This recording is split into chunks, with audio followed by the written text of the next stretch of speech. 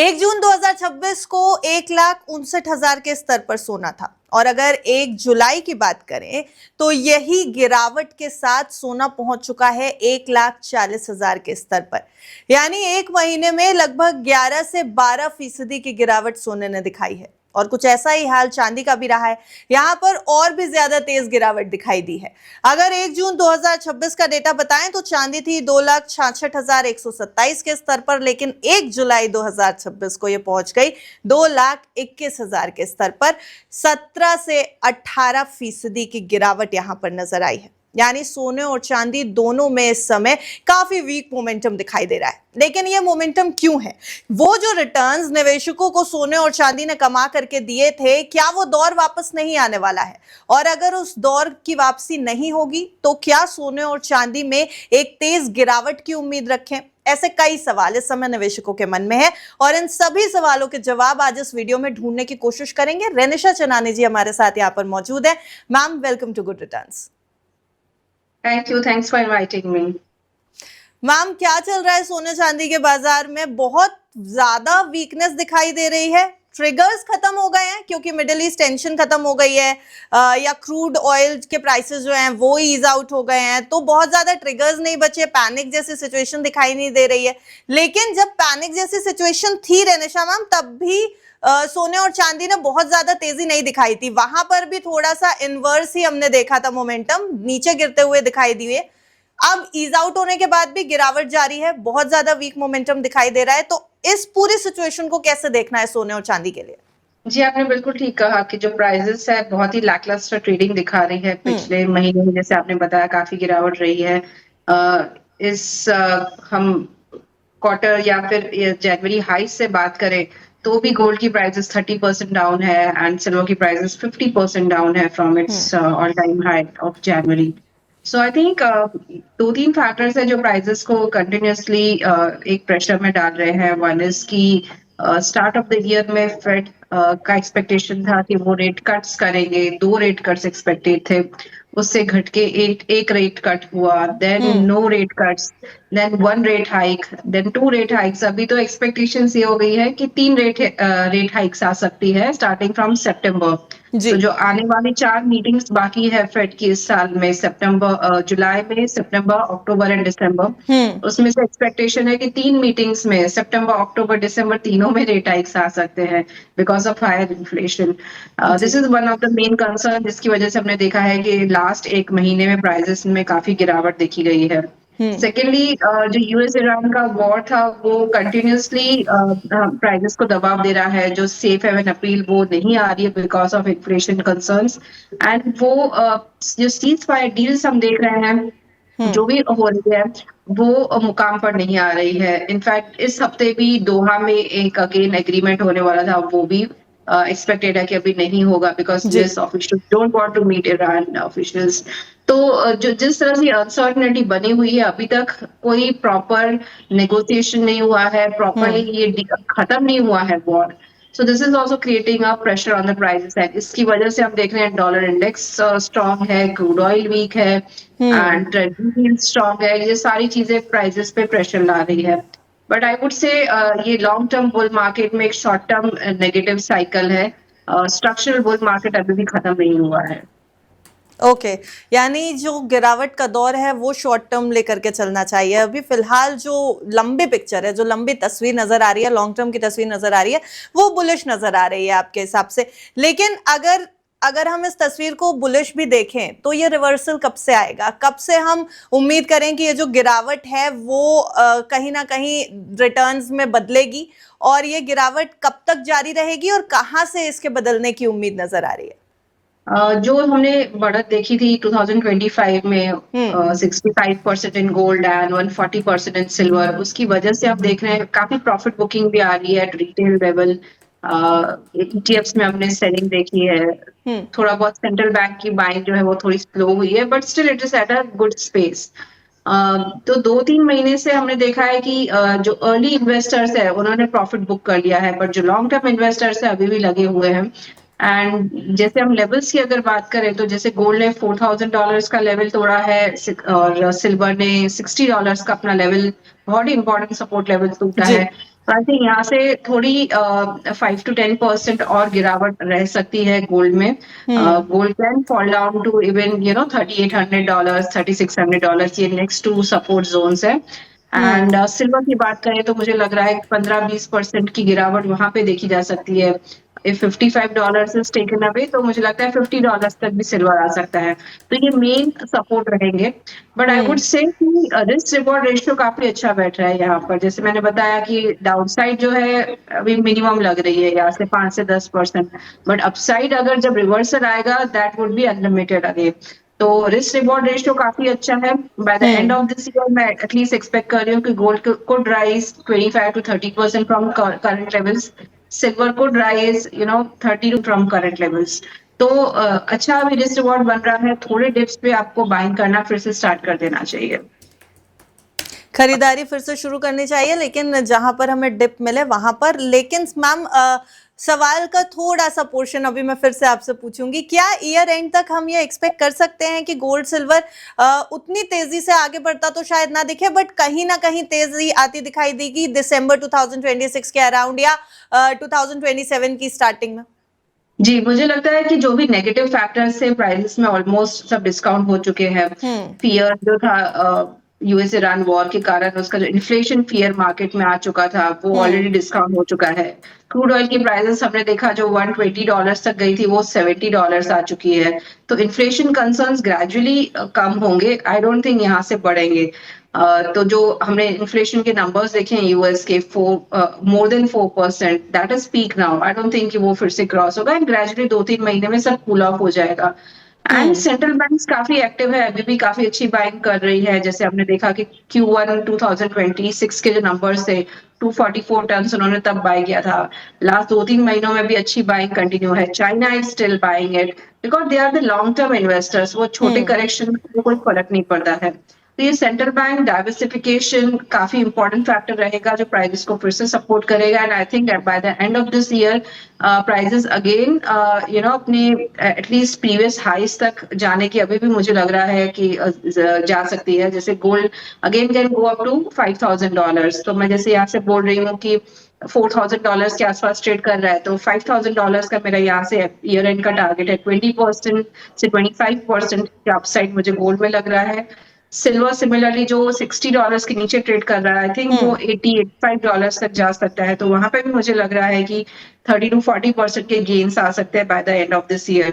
तो आपको जो अभी टाइम मिल रहा है एक्यूमुलेशन करने का, this is very good time. ये हफ्ता जो है यहाँ पे प्राइजेस बहुत ही लो लेवल्स पर है, ईयरली लो लेवल्स पर है। I think this is a good opportunity. जो वेट कर रहे थे प्राइजेस नीचे आएंगे हम खरीदेंगे, तो अभी वो मौका एक्चुअली आ चुका है। And if you want 20-30% gains in next 6 months, this is the right opportunity. Okay, थोड़ा सा सिर्फ गोल्ड स्पेसिफिक हो जाते हैं मैम। कुछ रिपोर्ट्स आई हैं हाल ही में। पहली रिपोर्ट तो ईटीएफ्स को लेकर के थी, सेल ऑफ हुआ है, भारी सेल ऑफ हुआ है अकॉर्डिंग टू एम्फी।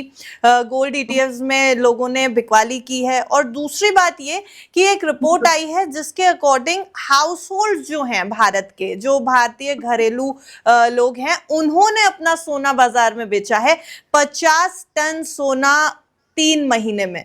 ये जो सेल ऑफ हुआ है ये क्यों हुआ है? क्या गोल्ड ऑप्टिमिज्म खत्म हो गया है? वो जो सेफ हेवन वाला ऑप्टिमिज्म गोल्ड को लेकर के था वो खत्म हो गया है?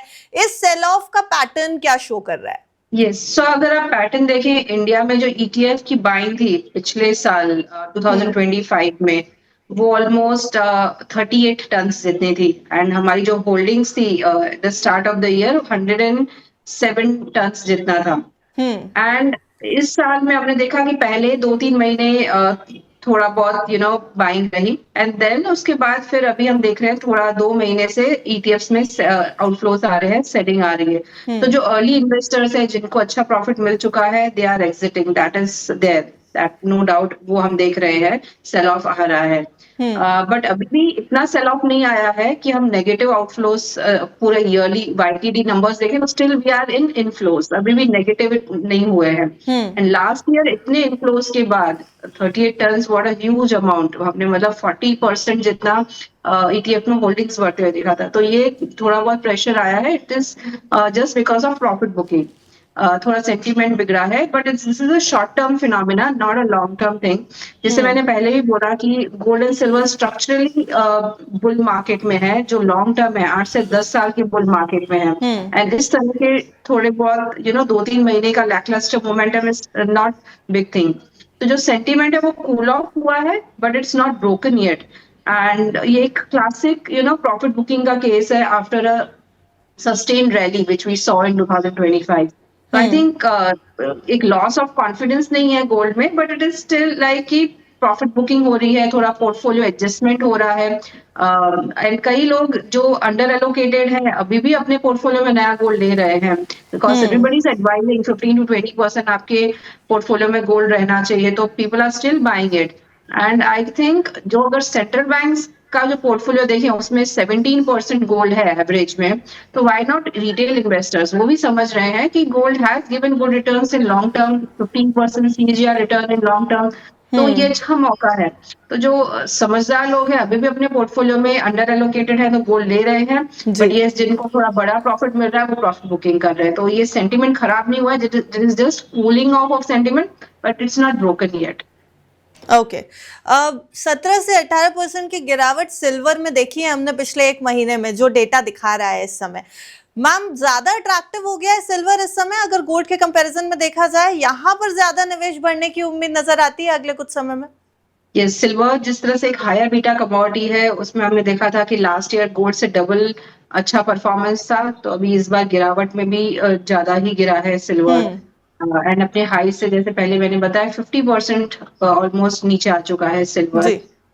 ऑल बिकॉज ऑफ गोल्ड से भी नेगेटिव प्रेशर मिला है, एंड इंडस्ट्रियल मेटल्स है वहां से भी नेगेटिव प्रेशर मिला है, दोनों में सेल ऑफ आया है, प्रॉफिट बुकिंग आई है, जिसकी वजह से हम सिल्वर में देख रहे हैं कि इतना अंडर परफॉर्मेंस रहा है। But I think fundamental story जो है वो अभी भी इंटैक्ट है, कि जो हम्म। 6 सालों से डेफिसिट में था सिल्वर, वो अभी भी कायम है। डिमांड अभी भी काफी स्ट्रांग है फ्रॉम ऑल दिस सेक्टर, जहां से वो पहले आया करती थी, एआई डेटा सेंटर से, 5G सेक्टर से, सोलर टेक्नोलॉजी से, जो भी ये डिमांड थी अभी भी still it is intact. Hmm. In fact अभी मुझे लग रहा है कि लेवल्स आने पर काफी नए इन्वेस्टर्स हैं, वो दे विल पंप इन। जो रिप्लेसमेंट की पहले बातें हो रही थी कि सिल्वर कोई और चीज से रिप्लेस हो जाएगा, प्राइस बढ़ चुकी है, वो सारी आइडियाज अभी जा चुकी है। इनफैक्ट वापस से लोग वही यूज कर रहे हैं जो पहले यूज करते थे। सो आई थिंक ग्रेजुअली ये प्राइसेस में अच्छी रिकवरी देखी जाएगी। ये जस्ट शॉर्ट टर्म फिनोमिना है, प्राइसेस प्रेशराइज हुई है। बाकी सारे ग्लोबल एआई स्टॉक्स में काफी सेलिंग आई, तो उसके वजह से हमने देखा कि रिपल इफेक्ट आया, गोल्ड सिल्वर में भी सेल ऑफ आया। आई हम्म। थिंक अभी ये अच्छी अपॉर्चुनिटी है इनफैक्ट सिल्वर में भी बाइंग करने की, क्योंकि प्राइसेस काफी नीचे आ चुकी है। यहाँ से एक रिवर्सल रिबाउंड एटलीस्ट 30 to 40% तक मुझे लग रहा है कि यहाँ से आ सकता है। We can see the targets of $80-85 by the year end. एक बार फिर से आउट परफॉर्म करता दिखेगा क्या गोल्ड को? यस डेफिनेटली, मुझे जैसे गोल्ड में लग रहा है कि यहाँ से 25% गोल्ड बढ़ सकता है अप टू हम्म। $5,000। सिल्वर में एक्सपेक्ट कर रही हूँ $80 to 85, जो करंट प्राइसेस से देखा जाए तो ऑलमोस्ट 35 to 40% अपसाइड है। तो यस, गोल्ड एंड सिल्वर में अगर देखें तो सिल्वर हमेशा एक हायर बीटा कमोडिटी रहता है, एंड गोल्ड से 1.5 टाइम्स बढ़ता भी है, गिरता भी है, तो जब बढ़ेगा तो जी। 1.5 टाइम्स बढ़ता। जी। अब एक क्वेश्चन मैम, थोड़ा सा इक्विटी मार्केट्स का अगर हम डेटा देखें तो अब रिवर्सल इक्विटी मार्केट्स में भी आ गया है, रिकवरी आ रही है। जो बहुत बुरी तरीके से मार्केट गिर रही थी वो कहीं ना कहीं अब बढ़त की ओर बढ़ रही है। एक रिकवरी और कंसोलिडेशन जोन दोनों ही दिखाई दे रहा है इस समय मार्केट में, लेकिन फिर भी 24,000 के लेवल पर मार्केट का चला जाना एक बहुत ही इंपॉर्टेंट ट्रिगर है बाजार के लिए कि अब वो पॉजिटिव साइड मूव करेगा। क्या बाजार की ये मजबूती कमोडिटी मार्केट के जो मजबूती है उसके ऊपर भारी पड़ सकती है? आपको ऐसा लग रहा है ये जो गोल्ड सिल्वर में ज्यादा निवेश होने लगा था क्योंकि बाजार जो है वो कहीं ना कहीं कमजोर पड़ता दिखाई दे रहा था, बाजार में आती हुई मजबूती अब ये गोल्ड सिल्वर के निवेश को कहीं पर वीक कर सकती है? यस, यूर राइट कि इक्विटी मार्केट में प्रेशर बना तो उसकी वजह से थोड़ा रिपल इफेक्ट आया था। गोल्ड सिल्वर में भी हमने सेल ऑफ होते हुए देखा था, बट गोल्ड सिल्वर में इम्पैक्ट करने के लिए बहुत सारे फैक्टर्स है rather than just Indian equity markets, right. Globally equity markets में क्या हो रहा है, बड़े लेवल पे जो फंड मैनेजर्स हैं अपना पैसा कहाँ शिफ्ट कर रहे हैं, इक्विटीज में डाल रहे हैं, कमोडिटीज में डाल रहे हैं या करेंसीज में डाल रहे हैं. So all this also impacts the prices. तो यस, थोड़ा बहुत इम्पैक्ट आएगा, बट आई डोंट थिंक कि इंडियन इक्विटी मार्केट्स का ज्यादा रोल है या इंडियन डिमांड का काफी रोल है गोल्ड की प्राइसेस को एक फोरकास्ट करने के लिए या फिर तय करने के लिए कि क्या गोल्ड की प्राइस होनी चाहिए. So I think there are many other factors जो ज्यादा इम्पैक्ट करते हैं. जैसे मैंने बताया पहले, फेड का इंटरेस्ट रेट पॉलिसी क्या है, वो ज्यादा इम्पैक्ट करेगा कि अगर जो रेट हाइक की अब एक्सपेक्टेशन है वो घट के अगर रेट पॉज की एक्सपेक्टेशन हो गई तो डेफिनेटली प्राइसेस यहाँ से बढ़ जाएगी. डॉलर इंडेक्स जो 101 लेवल के ऊपर ट्रेड हो रहा है वो अगर नीचे आ गया तो प्राइसेस में बहुत अच्छा रिबाउंड आ जाएगा. इन्फ्लेशन कंसर्न्स जो काफी बन चुके हैं, वो इन्फ्लेशन नंबर अगर नीचे आ जाता है 4% का 3% आ जाता है, तो that would be again positive factor. ये सारे फैक्टर्स ज्यादा इंपॉर्टेंट है. These are the top 3 factors जो प्राइसेस को ज्यादा इन्फ्लुएंस करेंगे rather than Indian equity market. So yes, money rotation होता है from one asset class to other asset class, but long term में I think these are the macroeconomic numbers जो होते हैं, जो डेटा हैं, वो ज्यादा इम्पैक्ट करते हैं rather than this. ओके, एक आखिरी सवाल मैम, सोना या चांदी क्या खरीदें, कितना खरीदें और किस तरह खरीदें? एसआईपी करें, लमसम खरीदें? अगर लमसम भी खरीद रहे हैं तो कितने % पैसे को लमसम में लगाएं, कितना एसआईपी करें? ये पूरा एक स्ट्रैटेजी आप क्या लेकर के चल रही हैं इस समय गोल्ड और सिल्वर के लिए? जैसे मैंने पहले ही बताया कि सेंट्रल बैंक्स अगर अपने पोर्टफोलियो को डाइवर्सिफाई इस गोल्ड proportion to almost 20-25%. तो why not retail investors? जी. सेंट्रल बैंक के एवरेज पोर्टफोलियो में गोल्ड जो है 17% है और वो ग्रेजुअली बढ़ता ही जा रहा है. कई सर्वेस हुई हैं एंड स्टिल दे से कि इस साल या next 5 years 10 years they are going to increase their gold reserves and dollar reserves को कम करेंगे, बिकॉज एवरीबडी अंडरस्टैंड्स कि गोल्ड ने क्या इंपॉर्टेंस दिया है, क्या उसका हिस्टोरिक परफॉर्मेंस रहा है. तो आई वुड एडवाइस कि आप कहीं और किसी और को मत देखिए, बट एटलीस्ट सेंट्रल बैंक्स को देख के ही आप अपने पोर्टफोलियो में एटलीस्ट 15-20% गोल्ड रखिए. If you are under located, start investing every month. SIP करते हैं, that is the best way. But current levels जैसे बहुत ही अपीलिंग है, प्राइसेस काफी नीचे आ चुकी है, तो आई वुड एडवाइस कि आप at least 50% whatever amount you want to invest, at least 50% current prices पे आज तो आप इन्वेस्ट कर ही सकते हैं. मतलब गोल्ड अराउंड 1,40,000 के आसपास है. इस आर द बेस्ट लेवल्स के जहाँ पे इन्वेस्टमेंट किया जा सकता है.